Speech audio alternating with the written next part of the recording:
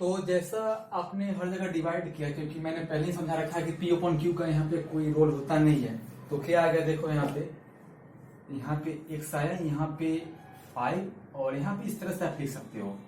कोई दिक्कत नहीं होना चाहिए, ठीक है ना। बीच में लाइट कट गया था, इसीलिए वीडियो को मैं थोड़ा सा आपको लग रहा था कि मैं फिर से करा रहा हूँ। तो फिर देखो कोई बात नहीं है।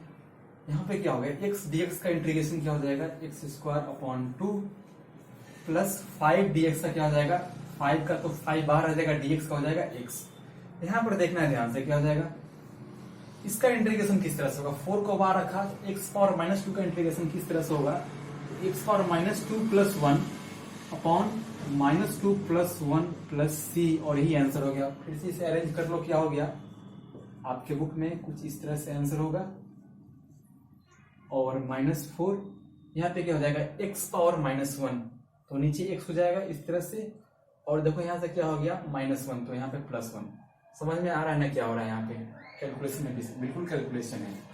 दूसरा बात ये कहूंगा कि जरूरी नहीं कि हर बार जो आप आंसर लाओ और बुक का आंसर वह सेम ही हो। ऐसा इसलिए होता है क्योंकि आगे अब चलोगे तो आपको मिलेगा देखने को इंटीग्रेशन बेस्ड ऑन ट्रिगोमेट्री। तो वहां पे जानते हो कि ट्रिगोमेट्री का बहुत सारे फॉर्म्स होते हैं। अगर मैं साइन थीटा लिख रहा हूं तो कोई इसे अगर ऐसे भी लिख देता है ना, 1 माइनस कॉस स्क्वायर थीटा, तो दोनों इक्वल है। कोई अगर ट्रिगोमेट्री नहीं जानता बोल दिया कि नहीं दोनों इक्वल कैसे हो सकता है, तो ऐसे आप समझ सकते हो। तो आंसर पे नहीं जाना, अपने प्रोसेस पे दिखना है ज्यादातर। आंसर एग्जैक्टली ना आने के कारण दूसरा कारण मैं यही बता रहा हूं कि यह बोर्ड में या कोई भी कॉम्पिटिटिव एग्जाम में कम पूछा था। पहला मैंने बता रखा था क्योंकि इसका इनवर्स पॉसिबल है, तो डिफरेंशिएशन से इजीली आंसर निकाला जा सकता है। दूसरा कि इसका आंसर जो होता है एक से डिफरेंट फॉर्म में आ सकते हैं, दोनों आंसर सही रहते हैं, तो इसका पूछा जाना का चांसेस जो होते हैं इसलिए भी कम होता है। देखो आपसे मेरा रिक्वेस्ट है, या जो मानो इस चैप्टर को आपको 7.1 खत्म करना है। ऐसा इसलिए क्योंकि 7.11 एक्सरसाइज तक आपको जाना है, क्योंकि 11 एक्सरसाइज है। हर एक्सरसाइज में अगर 20-20 क्वेश्चन भी हो गए तो 220 क्वेश्चन है, और अच्छे क्वेश्चन है एनसीईआरटी में भी। तो कोई मजाक नहीं है खत्म करना, तो इसलिए आपसे मैं कहना चाहता हूं कि बहुत ही जल्द आप 7.1 को तो कम से कम खत्म कर लो, ताकि आप 7.2 पे आओ। 7.1 को खत्म ही नहीं करोगे तो 11 के 11 बाकी रह जाएगा। तो कम से कम एक एक खत्म करते हुए आगे बढ़ो। मैं अभी बहुत सारे क्वेश्चन करवाऊंगा 7.1 से, और मेरे करवाने के अलावा भी आपको कोई डाउट रह जाता है फिर भी आप मुझसे पूछ सकते हो, ठीक है ना। मैं अभी क्वेश्चन 11 कराया है, क्वेश्चन नंबर 12 भी उसी तरह से बिल्कुल कर सकते हो। समझ में आ रहा है ना, 12 खुद से कर लो, 30 मैं भी करवा रहा हूं। x³ minus x square plus x minus 1 upon x minus 1। बिल्कुल आसान है, इसका एंटी डेरिवेटिव लेना है, नहीं इंटीग्रेट करना है, क्या हो जाएगा। फिर से मैंने समझाया कि यहाँ से डिनोमिनेटर गायब करना है। क्या कर लोगे कि ऐसा डिनोमिनेटर गायब हो जाए, तो बिल्कुल देखो इन दोनों में आप क्या करोगे, एक्स स्क्वायर कॉमन ले लो, तो x माइनस 1 नीचे भी क्या हो जाएगा, x माइनस 1 ऐसे कर सकते हो आप, बिल्कुल कर सकते हो। यहां तक कोई दिक्कत, ये दोनों कैंसिल आउट। क्या हो गया बचा यहां से, एक्स स्क्वायर प्लस यहां पे क्या है 1 dx। इसका इंटीग्रेशन कितना आसान है, देखो x³ अपॉन 3 आंसर हो गया। क्वेश्चन नंबर 15 आपको लग रहा होगा टफ है, कैसे करूं, लेकिन आप इजीली आप कर लोगे, थोड़ा सा दिमाग लगाओगे तो।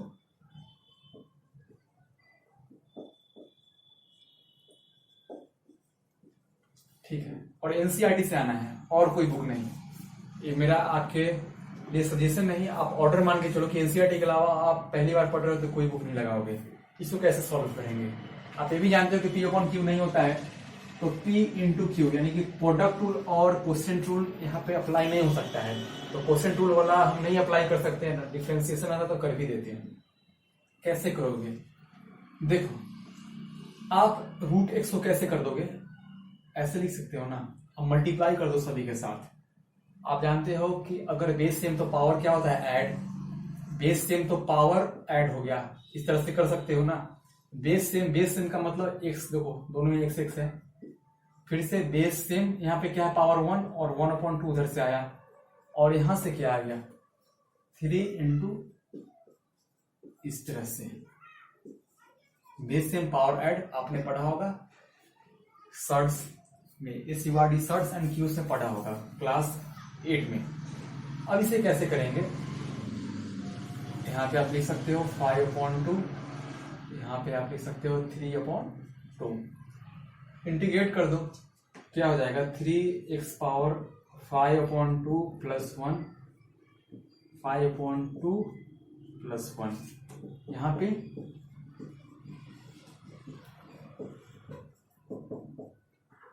पे क्या हो जाएगा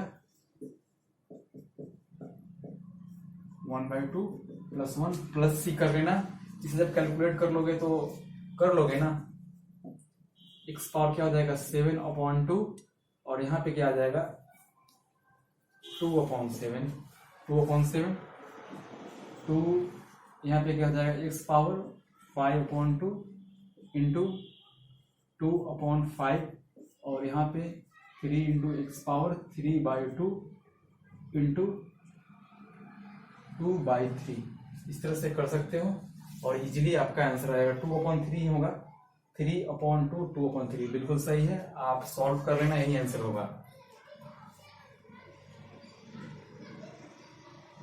क्वेश्चन नंबर 15 हो गया ना, 16 इजीली आप कर लोगे, 17 हो जाएगा, 18 में क्या करोगे आप 18 में मल्टीप्लाई कर दोगे, ठीक है ना। 18 नंबर देखो आप, 18 देखो sec x into sec x plus tan x है, किस तरह से करोगे मल्टीप्लाई कर दो, sec x into sec x क्या हो जाएगा sec स्क्वायर x और यहाँ क्या हो जाएगा sec x into tan x, integration लेना है दोनों का। देखो क्या हो जाएगा sec स्क्वायर x का मैंने फॉर्मूला बताया, इंटीग्रेशन क्या होता है sec स्क्वायर x का इंटीग्रेशन होता है tan x plus sec x into tan x का जो इंटीग्रेशन होता है वो क्या होता है sec x। सी कितना आसान था, देखो क्वेश्चन नंबर 18 हो गया। 19 देखो, यहाँ पे 19 देखो, 19 क्वेश्चन आपको लग रहा होगा क्या है sec square x upon cosec square x, excuse me. तो देखो यहाँ पे 1 अपॉन, आपको इस चीज को देखना है, इस सिस्टम को देखना है क्या है 1 अपॉन cosec स्क्वायर x, इसे आप लिख सकते हो sin स्क्वायर x, ठीक है। जब इस पूरे सिस्टम को नीचे लिखोगे ऊपर में क्या है sec स्क्वायर x, तो क्या बन जाएगा cos स्क्वायर x। देखो इन दोनों चीज को हम ऐसे लिख सकते हैं, sin square x upon cosec square x क्या होता है, ये होता है tan स्क्वायर x। अब tan स्क्वायर x का मैंने जो अभी 18 फॉर्मूला बताया है वहां पे इसका फॉर्मूला नहीं है कि आप सीधे इसको कुछ भी करके आंसर लिख दो, ठीक है ना। लेकिन आपको एक चीज पता है कि 1 plus tan square x equal to होता है sec स्क्वायर x, तो यहां से tan स्क्वायर x जगह पे क्या लिख दोगे आप sec स्क्वायर x माइनस 1, और इतना बदलते ही आपको एक ही मिल चुका है कि sec स्क्वायर x का इंटीग्रेशन आपको पता है, sec स्क्वायर x का इंटीग्रेशन होता है tan x माइनस 1 dx, तो यानी कि dx, तो dx का इंटीग्रेशन x प्लस c, और यही होगा क्वेश्चन नंबर 19 का आंसर। आप चेक कर लेना। जल्दी से आते हैं किसी और क्वेश्चन पे। देखो 19 हो चुका है, 20 अगर आप चाहते हो तो मैं कर देता हूं। तो मैं इतना ज्यादा क्वेश्चन करूंगा, आपको अगला चैप्टर उतना ही लेट से मिलेगा वीडियोस का। तो खैर मुझे लग रहा है पहला वीडियो है क्वेश्चन को लेकर, इसलिए मैं ज्यादा से ज्यादा क्वेश्चन करवाना चाहता हूँ। इसके अलावा भी आप कुछ भी हो तो पूछ सकते हो, ऐसा नहीं कि मैं नहीं बताऊंगा, पूछ सकते हो बिना किसी डर हेजिटेशन के। क्वेश्चन नंबर 20 देखो, बिल्कुल आसान है। अभी मैं आसान बोल रहा हूं तो आसान है, आसान बोला तो आसान है, टफ हो उसमें टफ भी बोलूंगा। ऐसा नहीं कि आपको लगेगा कि अरे हर क्वेश्चन में आसान ही बोल रहा हूँ, क्वेश्चन तो आसान है, नहीं बिल्कुल आसान है मैं बोल रहा हूँ। देखो यहाँ पे 2 minus 3 sine x upon cos square x,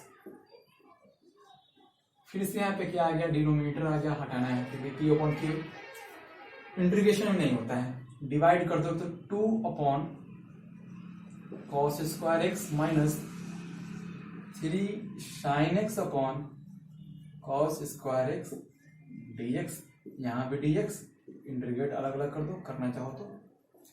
2/cos square क्या लिख सकते हो, सेक स्क्वायर एक्स माइनस, अब यहां देखना है इसी cos स्क्वायर एक्स को आप ऐसे लिख सकते हो ना, cos x into cos x, sine upon cos क्या हो जाएगा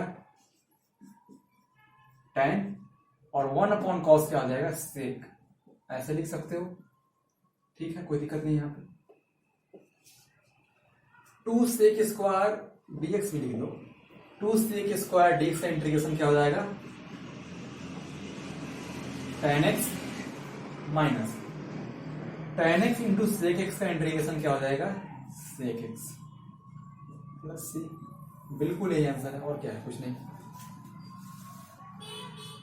देखो क्वेश्चन नंबर 21 है, 22 है। 21 बहुत आसान है, मैं बताऊंगा नहीं। अब देखो 21 हिंट्स ले लो, क्या है यही है ना, इसका आपको एंटी डेरिवेटिव लेना है, इंटीग्रेशन लेना है, क्या करोगे इसका, और इसको किस तरह से लिख सकते हो x पावर -1/2, इंटीग्रेशन ले लो दोनों का ना, क्या दिक्कत है, मैं बता ही देता हूं। चलो यहाँ पे क्या हो जाएगा देख लेना, जो आंसर होगा सो आंसर जो होगा सो आप देख लेना, इसको कैलकुलेट कर लेना।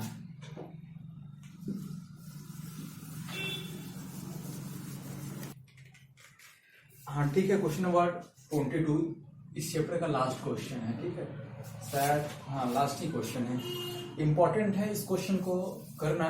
क्वेश्चन को देख लो आप, 4 ऑप्शंस भी दिए गए, इसमें क्या है, if ddx of f of x equal to 4x³ minus 3/x power 4, 3/x power 4 such that f of 2 equal to 0, f of 2 equal to 0, then f of x equal to what, f of x equal to what, यह question है। ठीक है, मैंने video जो start किया था पहला integration को बोला था कि डिफरेंशिएशन और इंटीग्रेशन एक दूसरे के इनवर्स हैं। इनवर्स मतलब कि समझ गया, क्या समझाने की जरूरत है नहीं, इनवर्स के मतलब क्या होता है। अब देखो क्या है यहाँ पे, क्या डिफरेंशिएशन दिया गया है, यानी डिफरेंशिएशन दिया गया है इन सभी का, और हमसे पूछ किया जा रहा है, हमें एफ ऑफ एक्स पूछा जा रहा है, तो डिफरेंशिएशन दिया गया है, इसका मतलब क्या है, इसे हम ऐसे भी लिख सकते हैं ना, ऐसे, यानी डिफरेंशिएशन हो चुका है, तो इंटीग्रेशन हमें लाना होगा, एफ ऑफ एक्स लाना है तो क्या करना होगा, इंटीग्रेट कर देना होगा, तभी तो वो डी ऑफ एक्स खत्म हो जाएगा ना। तो जैसे आपने यहाँ पे इंटीग्रेट किया तो यहाँ से क्या आया, F of x, F dash of x तो हट गया ना, एफ ऑफ एक्स यहाँ से क्या आया 4x power 4/4, 4x power 4/4 minus, इसे क्या लिख दोगे आप, ऐसे लिख सकते हो, तो क्या होगा 3x minus 4 plus 1 minus 4 plus 1 plus C. देखो इस क्वेश्चन में आपसे सी कैलकुलेट करवाने के लिए क्वेश्चन दिया है, तो f of x equal to 4, यहां से क्या आ गया -3, ऊपर -3 है तो क्या हो जाएगा, कैंसिल आउट हो गया, अपॉन 1/x³ प्लस सी, बिल्कुल सही है। ठीक है ना, सी का वैल्यू निकालना है, लेकिन ऑप्शन से चारों हर जगह से कुछ ना कुछ सी का वैल्यू दिया, वो कहां से निकलेगा, एफ ऑफ 2 इक्वल टू 0, मतलब क्या है कि फंक्शन एफ में एक्स का वैल्यू 2 डालने पे फंक्शन का वैल्यू क्या आ रहा है, 0 आ रहा है, तो वही काम कर दो यहाँ पे, फंक्शन एफ में एक्स जब 2 डालना है, एक्स जब 2 डाल दो आप लोग, तो 2/4 अपॉन प्लस सी, क्या आ रहा है फंक्शन का वैल्यू 0 आ रहा है, कैलकुलेट कर लो क्या होगा, सी इक्वल टू ये क्या होगा 2/4 हो जाएगा 16 माइनस, देखो 16 इधर आया तो ये भी माइनस, ये भी माइनस 1/8, ये कितना होगा 16 इंटू 8 हो जाएगा -128 माइनस 1/8, ये कितना हो गया -129/8, सी का वैल्यू क्या आ गया -129/8। हमसे क्या पूछ रहा था, एफ ऑफ एक्स क्या होगा, तो एफ ऑफ एक्स यही तो है, लेकिन सी की जगह पे क्या डाल देना है -129/8, और ऑप्शन नंबर आप चेक कर लो, x power 4 upon x cube, पहला ही ऑप्शन सही दिख रहा है, तो इसका ए इज द करेक्ट चॉइस। तो देखो 7.1 कंप्लीट हो गया है। 7.1 में कुछ ज्यादा आपको यहाँ पे ऐसा नहीं था कि बहुत कुछ करना था, जो मैंने बेसिक बताया उसी सारा क्वेश्चंस 22 क्वेश्चंस मैंने बहुत सारे करवा दिए हैं। जो आपसे नहीं होगा वो पूछ लेना, जो होगा सब आप इजिली कर लेना, आज के आज ही कर लेना। अगले लेक्चर में आपको मैं बताऊंगा कि इंटीग्रेशन और किस किस टाइप से हो सकता है, तो इसके लिए आप वीडियो को जरूर देखना। और बहुत ही आसान है, अभी तक तो आसानी लगा होगा, तो मैं आगे बताऊंगा कि इंटीग्रेशन के और टाइप्स कितने हैं। थैंक्स।